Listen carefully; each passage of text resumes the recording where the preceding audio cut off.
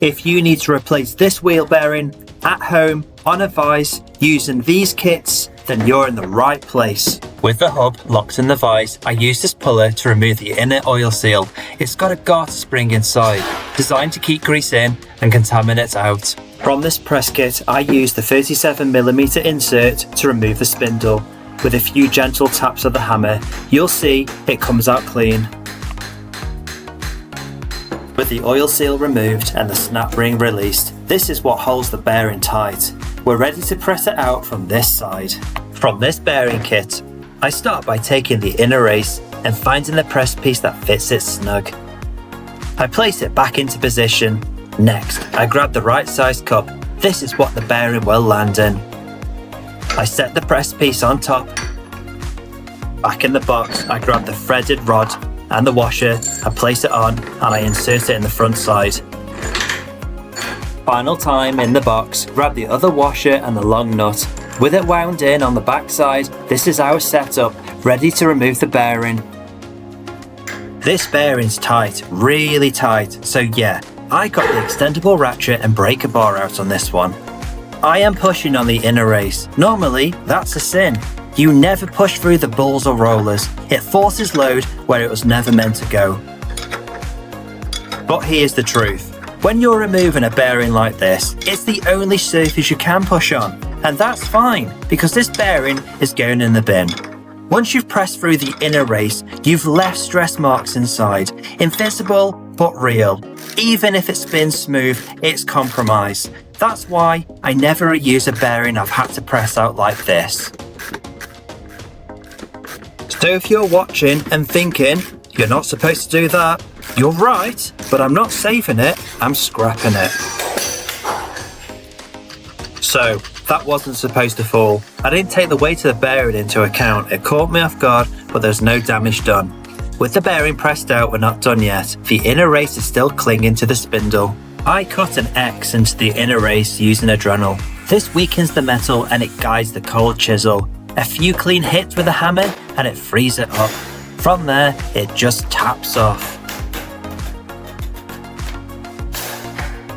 Always press on the outside diameter, never the inner race. Find the press piece that fits, ideally the one with nothing in the middle. Just like this. Take the bolt and washer from the box, feed it through the front side, then the press piece for the inside, followed by the nut and washer. That's our setup. I heated the ball first and left the bearing in the freezer overnight. This combination makes the press effortless. The fit is precise. This was the easiest press I've ever experienced thanks to this technique. You can see I don't have to extend the ratchet.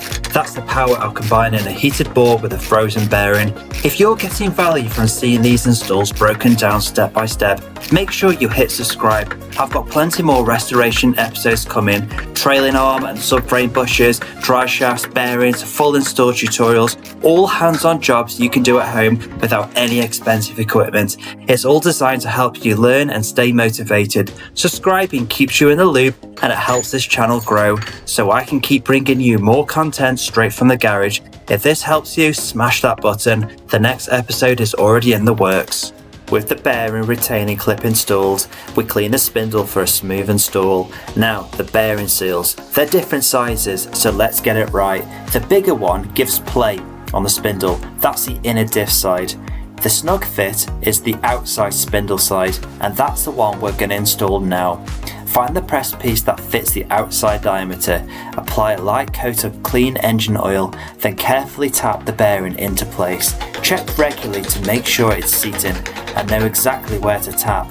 This must finish flush with the hub face. Time to install the spindle. Use silicone grease to ease the fit.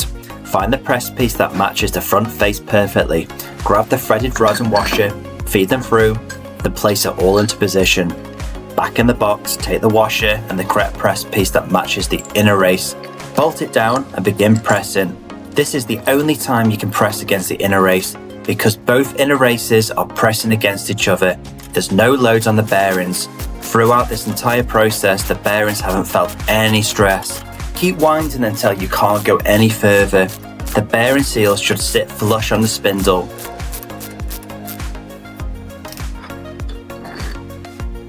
Spin it now. Smooth rotation, slight resistance from the fresh seals and grease. No play and quiet. We're now installing the inner seal. Using the same technique as before, I used a cup and press piece, the only tool that matched the outside diameter perfectly, giving even pressure throughout. Always tap gently on the edge, never anywhere else. And again, it must sit flush when you're done. With this complete, check out GT4 Play for these parts. Don't forget to subscribe and check out my channel for other rebuilds and the full story.